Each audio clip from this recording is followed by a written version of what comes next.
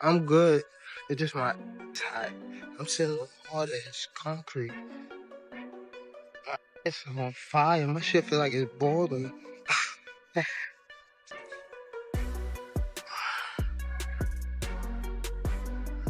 I'm definitely thanking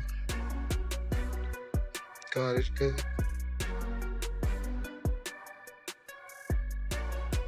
I can't see him. Yeah, nah, my ass fire. Yo, get my slippers. Hurry, my ass. Gervonta Tank Davis, on his burner account, dropped some pictures that looked like he had been in a car accident. And the picture of him in a bed, in a hospital bed, you can see the Listen. I know you see these reports coming out. They're not real. They're not real. Rumors about Gervonta Davis being involved in a recent car crash turned out to be false. The image he shared was actually from an old incident, and he quickly cleared things up by posting a new photo showing himself safe and relaxed with his dog. Gervonta Tank Davis, on his burner account, dropped some pictures that looked like he had been in a car accident. And the picture of him in a bed, in a hospital bed, y'all can see the thumbnail that I gave y'all. And on top of that, he dropped another picture showing he was okay, and he was taking a picture, looked like he had a coffee or whatever with his little dog or whatever and shit like that, right? Them pictures old as y'all. Them pictures old as just so y'all. However, it was later confirmed that Davis had previously been involved in a serious accident. He reassured fans by sharing images from the hospital along with photos of the damaged vehicle, making it clear he made it through the situation. Tank Davis, superstar boxer, 30 wins, no losses, 1 draw, 28 wins by way of knockout, put up a post on his social media that he was in a terrible car accident, but he's okay. Showed the pictures of himself in the hospital, showed his car in the wreck, in the car wreck, as you see. That earlier hospital post suddenly made more sense. His vague message about recovering his knee appeared to be connected to a minor injury from the crash, aligning with what many fans had already suspected. Gervonta Tank Davis said he coming to get Pitbull as soon as his knee get better. When he popped back on Twitter for a little bit. And he said, I'm coming back to get Pitbull Cruz as soon as my knee healed up. And we like, knee, nigga, when you hurt your knee? This nigga trolling? Is he talking about when his knee get better because of he trolling about the Gervonta Roach? What the fuck? Everybody speculating or whatever. Well, now we know. He had a little minor shit with his knee in a car accident. Now in my opinion, we know what that shit was about because it came from nowhere. This nigga Tank Davis is always doing like, he wants you to be Sherlock Holmes and shit. He always throwing little. At the same time, reports suggesting a June return for Tank have surfaced, pushing back against concerns about his legal situation. Still, talk of a rematch with Lamont Roach raises questions, especially since Roach is already scheduled for a title fight in early May. I told you guys that the Premier Boxing Champions, better known as PBC, are pivoting from Gervonta Tank Davis coming back in the summer, as it was being reported as a possibility due to Gervonta Tank Davis legal issues. I did a video about that earlier. Now you got these reports coming out trying to dispute me, saying that the PBC is targeting Juneteenth weekend for a return for Gervonta Tank Davis. And Gervonta Tank Davis has now turned his attention and focus away from the reported rematch with Isaac Pitbull Cruz, and that he is advising the PBC that he wants to rematch Lamont Roach. That's false. Lamont Roach is fighting William Zepeda for the vacant WBC title. Greg Hackett weighed in on Davis's legal matters, suggesting they may not be as serious as people think. He pointed to the relatively low bail amount and the lack of any leaked footage as signs that the situation isn't critical. In his view, Tank staying active in training also hints at a quicker return to action. Be planning a fight potentially with the legal shit like looming, like hanging in there? Yeah, because obviously it wasn't that serious of a situation because they said his bail was like $15. Usually when you do, the bail be crazy. You know what I'm saying? So it was like $15. So I can't imagine it being some real. And I'm almost feeling like there's no tape because whenever things like this happen, they can't wait to put the tape out. You know what I mean? We done seen a lot of through TMZ and whatever else. True, but a quality check could stop that tape from coming out. We gonna keep it a big. That's true, but they always find his way out. I've seen cops even record put it out. You know what I'm saying? So, and I'm talking about some horrific shit. You know what I mean? Hackett also expressed doubt about Davis staying retired for long. He explained that fighters often come back due to boredom and the competitive drive that never fades. Beyond that, he emphasized how important Tank is to the business side of boxing, bringing attention, revenue, and opportunities for others, something that has already benefited fighters around him. I don't know. I don't think he retired yet. I could be wrong. I don't think he's done all the way. I think he said it, and I think he might have meant it until he get bored. Because one thing about fighters, they get bored. Fighters definitely get bored. You know what I mean? Because if you ever notice this, fighters who do retire, they always comment about what they would have did to a guy. Or if I was still fighting, I would have. That's the boredom talking. Because he want to come back. He don't want to embarrass himself, but he want to come back. You know what I mean? A lot of fighters do that. And then there's a lot of fighters that just stay.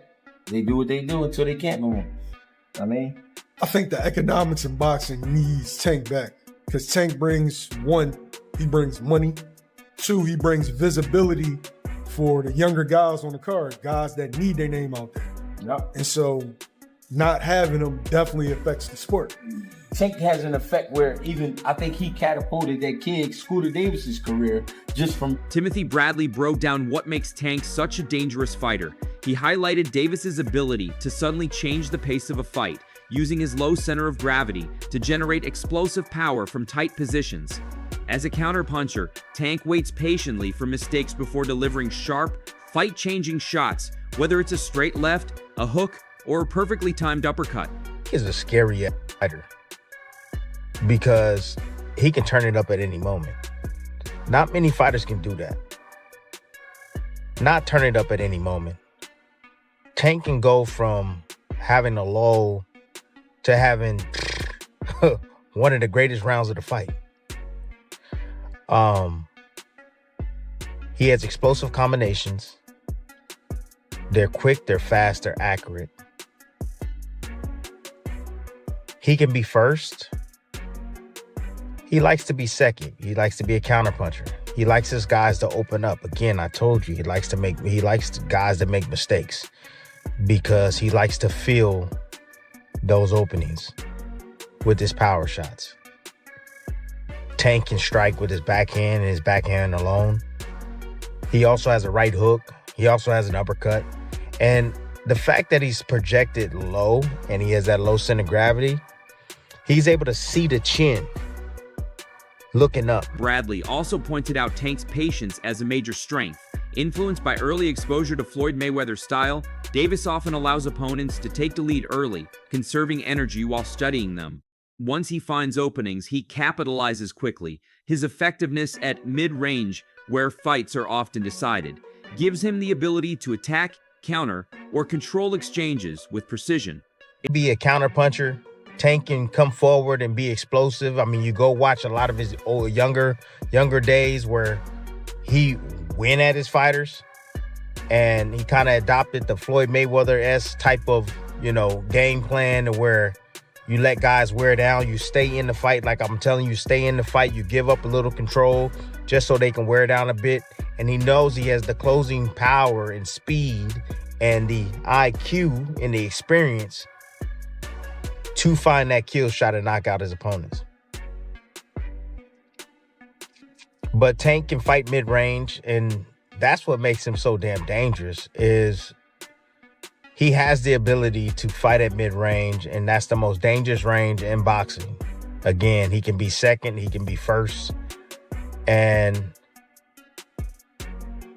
he can also fight off the back foot. Roy Jones Jr. believes Tank has a strong chance of defeating Shakur Stevenson. depending on how the fight plays out. He explained that Davis would benefit from turning it into a physical, high-pressure battle, while Shakur would have the edge if he keeps it technical and controlled at range. Said yesterday, he said, just like you, that Tank is probably the only one that could beat Shakur. Do you agree with that? Yep. And what would that fight look like? Would it be a chess match, or would it be like a Hagler-Hearns all-out war? For Tank to win it, it needed to be Hagler-Hearns. But for Shakur to win it, it needed to be Sanchez-Gomez. Really? You like Sanchez? No. Jones also supported the idea of a rematch between Tank and Isaac Pitbull Cruz. He sees it as an exciting and logical fight, given their previous encounter in similar aggressive styles. According to him, Cruz's pressure would test Tank again, while still being a manageable return fight. Maybe coming back, though, against Pitbull Cruz. Is that a good fight for a comeback fight? It's a good fight. He fought him before. They both fight kind of same styles. Just Tank a better IQ boxer. Great fight for him. It was a good fight the first time. Tyson compared Davis to himself, recognizing similar traits in his fighting style. He described Tank as a powerful and explosive force, capable of overwhelming opponents when fully focused. Tyson even placed him among the few fighters who could realistically challenge someone like Shakur Stevenson. Do you see it? People compare, fans compare you and Gervonta, saying that, you guys are similar. Do you agree with that? He's a great fighter. He's a great fighter. Especially when he's serious about it. I don't know if he's as serious as he used to be. When he was serious, he was a hell of a fighter. Nobody came close. He's the only one I gave a chance against Shakur and that guy, Keyshawn Davis. They're scary fighters too, because they're sophisticated. The other guy's sophisticated than me, but Tank is just the force of nature. You just gotta give him the credit. Even though he talks shit stuff, Tyson also explained the strategy needed to beat Shakur. He stressed that constant pressure is essential from start to finish. Any pause or hesitation gives Shakur the chance to take control and break opponents down. According to Tyson, defeating Stevenson requires relentless effort and precision. Anything less simply won't work. Fight. Shakur and Tank, oh God, I don't even, it's gonna be interesting, because if Shakur handles this guy like he did Lopez, I'm gonna say the hell with him. I'm gonna say the hell with Shakur, man. If he just handles this guy like he's, I'm the hell with him. No, Mike, Somebody gotta give him a fight though, but you gotta be very sophisticated to know how to fight. This is when I know you lost against Shakur. This is when I know you lost. You see when he does this stuff? Once you start doing this stuff and looking at him, oh, it's over. You got constant action, constant motioning, and you gotta be on him constantly. Once you start looking at him and doing that, Inside training camp, Shakur has been fully locked in on refining his defense and counterpunching. His focus is on reading opponents, making them miss by the smallest margins, and responding with precise shots while maintaining control of distance and tempo.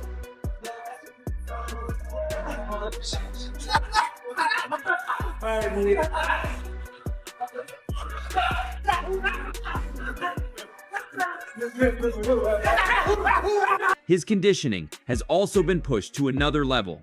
Through intense road work, agility drills, and high-volume sparring, Shakur aims to stay sharp from the opening round to the final bell, ensuring he can maintain control throughout the entire fight.